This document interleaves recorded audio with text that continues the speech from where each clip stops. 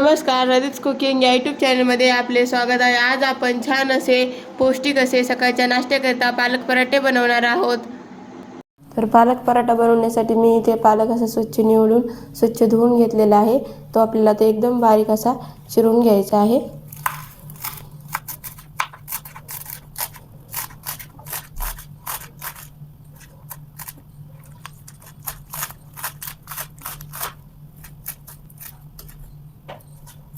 मी पालक छान असा चिरून घेतलेला आहे. तर आता आपल्याला 2 वाटी गव्हाचं पीठ घ्यायचं आहे. 2 वाटी गव्हाचं पीठ घेतलं की त्यामध्ये आपल्याला 1-2 चमचे बेसन पीठ घालायचं आहे. बेसन पीठ घातलं की त्यामध्ये आता घालायचे आहे लाल तिखट. तुम्ही इथे हिरवी मिरचीचा ठेचाही घालू शकता. जिरे, थोडासा ओवा, पांढरे तीळ, सुके जिन्नस छान असे इथे मिसळून घ्यायचे आहेत.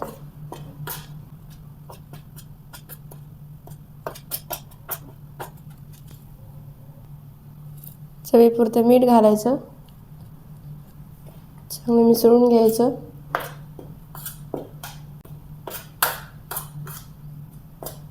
छान मिसळून झालं की आता यामध्ये आपण जो चिरलेला पालक आहे तो यामध्ये घालून घ्यायचा आहे.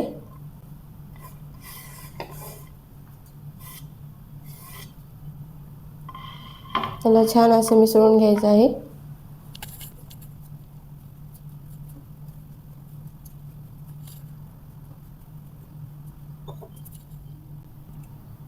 थोडीशी हळद यामध्ये आपल्याला टाकायची आहे.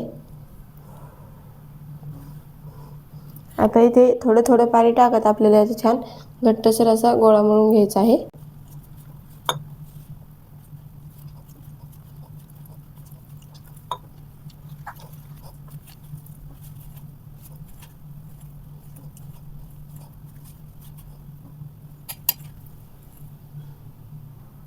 तर इथे मी छान असा गोळा मळून घेतलेला आहे.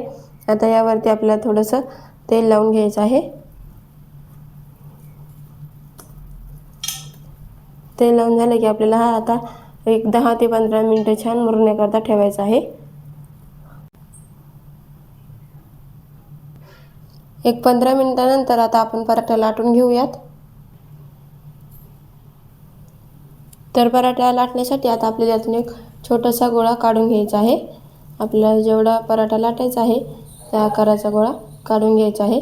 साधारण आपण पोळीला जसं घेतो तेवढा आकाराचा गोळा घ्यायचा आहे.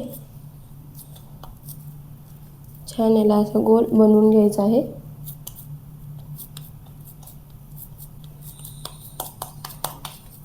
थोडीशी कोरडी कणिक घेतलेली आहे, गव्हाचं पीठ घेतलेलं आहे, ते थोडंसं लावून घ्यायचं आहे. आणि छान आता इथे आपल्याला पराठा लाटून घ्यायचा आहे.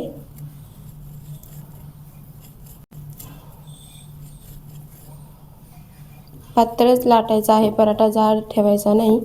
पातळ पराठेच छान लागतात खाण्याकरता.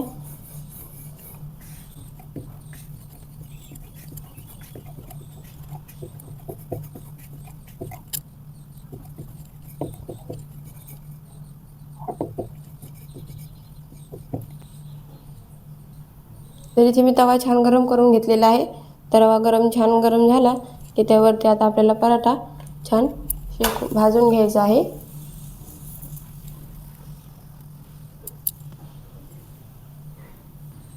पराठ्याची एक बाजू छान 1-2 मिनिटे भाजली की पराठा आपल्याला पलटून घ्यायचा आहे.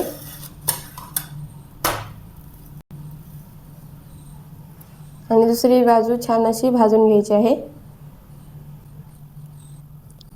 तर इथे आता आपण थोडंसं पराठ्याला तेल लावून घेऊयात.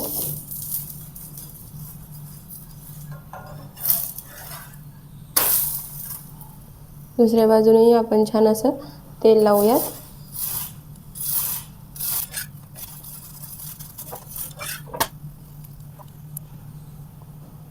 तर इथे आता आपला पराठा छान भाजलेला आहे, तो आपण काढून घेऊयात. आणि अशाच पद्धतीने आपण सर्व पराठे बनवून घेऊयात.